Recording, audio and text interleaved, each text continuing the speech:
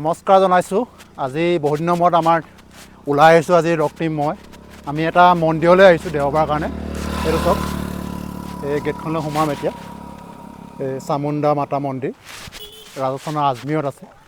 এই মন্দিৰটো বহুত পুৰণা মন্দিৰ, 12 শতিকাতে স্থাপন কৰা। তেতিয়া কোন আছিল মই ৰজাজনৰ নাম? পৃথিৱীৰাজ চৌহানৰ দিনৰে এই মন্দিৰ। আৰু এই মন্দিৰ বিশেষত্ব বুলিবলৈ এই ওপৰৰ যিটো পাহাৰ দেখিছে, এই পাহাৰ কিলা আছে, সেইটো পৃথিৱীৰাজ চৌহানৰ এই কিলা হয়। ইয়াৰ আজমেৰৰ পৰা দিল্লীলৈকে তেওঁ কিলা আছিল। 12 শতাব্দী এজন বহুত ৰাজপুতৰ শাসক আছিল। সেই মন্দিৰটোলৈ আহিছোঁ, তেওঁৱে পূজা কৰিছিল এই মন্দিৰটো। মন্দিৰলৈ উঠি ভাগৰে লাগিছে, অলপ ওপৰলৈ উঠিব লাগে। পাইছোঁ ইয়াৰ মন্দিৰ ভাগ, এয়া চাওক। আৰু ইয়াৰ ওপৰৰ পৰাই পূৰা আজমেৰ চিটিখন দেখা পায়। এয়া আমাৰ ৰক্তিমে ধুনীয়াকৈ চাই আছে। ৰক্তিমে আৰু কি কওঁ, ৰক্তিমৰ প্ৰায় 15টা বছৰ আমি একেলগে পাৰ কৰিছোঁ, ঘাট প্ৰতিঘাতৰ মাজেৰে। বহুত আমাৰ দুটাৰ মাজত কাহিনী আছে। আৰু প্ৰসাদ দেখুৱাম এতিয়া। কি প্ৰসাদ ইয়াত দিয়া হয়, সদ্যহতে আমাৰ অসমৰ মন্দিৰবোৰত আমি কি দিওঁ, বুট, মগু, আপেল, ফ্ৰুট দিওঁ, তাৰপিছত গাখীৰ দিওঁ। কিন্তু ইয়াত বেলেগ এটা বস্তু দিয়া হয়। মই ওপৰত গৈ দেখুৱাম এতিয়া। এতিয়া আমি মন্দিৰ পালোঁহি। মই ৰক্তিমৰ মন্দিৰ ভাগ দেখুৱাবলৈ গৈছোঁ। ৰক্তিম দেখুৱাই দিয়া অকণ মন্দিৰটো ঘূৰাই।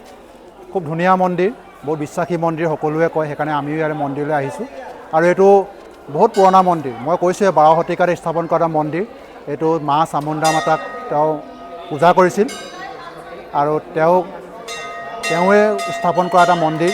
সেইজন কোন আপোনালোকে গম পায়, পৃথিৱীৰাজ চৌহান। আৰু পৃথিৱীৰাজ চৌহানে এই মাতাক আশীৰ্বাদ লৈ তেওঁ 17 বাৰকৈ মহম্মদ গৌৰীক পৰাস্ত কৰিছিল। আৰু এইটো এটা বহুত বিশেষত্ব আছে, সেইকাৰণে আমিও এই মন্দিৰ ভাগলৈ আহিলোঁ।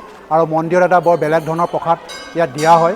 আমি এতিয়া মন্দিৰলৈ প্ৰসাদ লৈ আহিছোঁ, আৰু এই প্ৰসাদৰ ওচৰৰ পৰা দেখুৱাইছোঁ। এয়া চাওক, এইটো চাওক, মদৰ বটল। ইয়াত মদ চৰোৱা হয়, মদ দান কৰা হয়। এইটো বেয়া বুলি নহয়, কিবা এটা কাৰণত চাগে দিয়া হৈছিল, সেইকাৰণে এতিয়াও আমি দি আছোঁ। আৰু এইটো সেইবুলি মদ দিছে বুলিয়ে যে আমাৰ অসমৰ ল'ৰাবোৰে আকৌ মদ চদ খাব নালাগে, এইটো এটা প্ৰসাদহে। আৰু সেইকাৰণে আমি দিবলৈ আহিছোঁ। নাৰিকল দিয়ে আৰু ফুল, আমি ধূপ জ্বলাম। এতিয়া মন্দিৰলৈ ভিতৰলৈ যাওঁ। এইটো এটা বহুত, আমাৰ অসমত নাই, কিন্তু আমাৰ অসমত ক'তোৱে আমি শুনা নাই যে মদ ঢলাৰ কথা। সেইকাৰণে এতিয়া মন্দিৰ ভাগলৈ সোমাই গৈছোঁ। আপোনাক দেখুৱাম এতিয়া। ব'লা ৰক্তিম। এয়া চাওক মন্দিৰৰ ভিতৰৰ ভাগ। ধুনীয়াকৈ আমাৰ পৌৰজনৰ মানুহ আহিও পূজা কৰি আছে। এই ভিতৰলৈ সোমাই যাব পাৰে ধুনীয়াকৈ। ইয়াতে আমি প্ৰসাদ দিম এতিয়া। এয়া চাওক, অলপ ওচৰৰ পৰা দেখুৱাইছোঁ। এয়া চাওক, এয়া চাওক, মা চামুণ্ডা মাতা।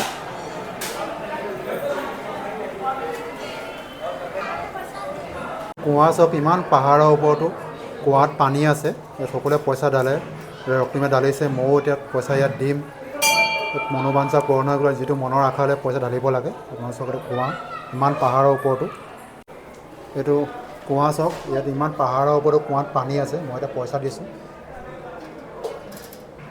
আমি মন্দিৰৰ পৰা ওলাইছোঁ আৰু পূজা চূজা কৰিলোঁ ধুনীয়াকৈ। আৰু আকৌ আহিম, খুব মনৰ এটা আশা লৈ আহিছিলোঁ ইয়ালৈ মন্দিৰলৈ। আজি আমি আকৌ এতিয়া পুষ্কৰলৈ যামগৈ। আৰু এটা মন্দিৰ আমি দেখুৱাম। আমি গৈ আছোঁ। কৈ জয় মাতা দি সকলোৱে যাতে মংগল হওক। প্ৰসাদটো কি পেলাই দেখুৱাই দিয়া। এই নাৰিকলটো ঘূৰাই দিলে দেখিছে, মদৰ বটল। সেইটো বুলি আকৌ আমাৰ মদ চদ খাব নালাগে, যা পূজাহে হয়। আৰু কিহৰ কাৰণে হয় আপোনালোকে জানেই, চামুণ্ডা মাতা বহুত পুৰণা, 12 শতিকাৰ এইটো মন্দিৰ হয়। আৰু এইটো কাৰণে ইয়াকে কৈ আজি এই ভিডিঅ'টো সমাপ্ত কৰিছোঁ। নমস্কাৰ।